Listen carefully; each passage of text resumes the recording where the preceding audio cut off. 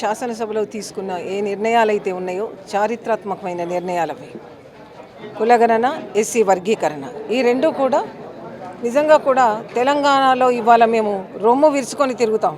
SC వర్గీకరణ అనేది, కులగణన అనేది మా సొంతంగా మా పార్టీ కాంగ్రెస్ పార్టీ చేసిన, మా ముఖ్యమంత్రి గారు రేవంత్ రెడ్డి గారు చేసిన ఒక నిర్ణయానికి బట్టి విక్రమార్క గారు అలాగే మంత్రులంతా కలిసి ఒక జట్టు మీద నిల్చొని ఈ కార్యక్రమం చేపట్టడం జరిగింది. దీంట్లో ప్రజలంతా కూడా హర్షిస్తున్నారు. మరి మీరెందుకు వ్యతిరేకిస్తున్నారని అడుగుతున్నాం. ఏమైనా మీరు చేయలేని పనులు ఇంకొకరు చేస్తే మీకు గిట్టవా అని అడుగుతున్నాం.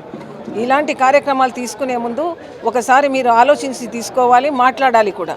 కరెక్ట్గా జరగలేదు అనడానికి మీకు కారణాలు ఏమైనా ఉంటే చూపెట్టండి అని చెప్తున్నాం. ఏమైనా సహకరించమని చెప్తున్నాం. మీకు సహకరించడం రాదు, నిజాన్ని చూపెట్టడం రాదు మీకు. మీరు మాట్లాడేటివన్నీ కూడా అబద్ధాలని ప్రజలకు తెలుసు. కాబట్టి ప్రజలు తప్పకుండా కూడా కాంగ్రెస్ పార్టీ చేసే ఈ నిర్ణయాలను తప్పకుండా హర్షిస్తారు. కాంగ్రెస్ పార్టీ వెనుక ఉంటారని తెలియజేస్తూ సెలవు తీసుకుంటారు.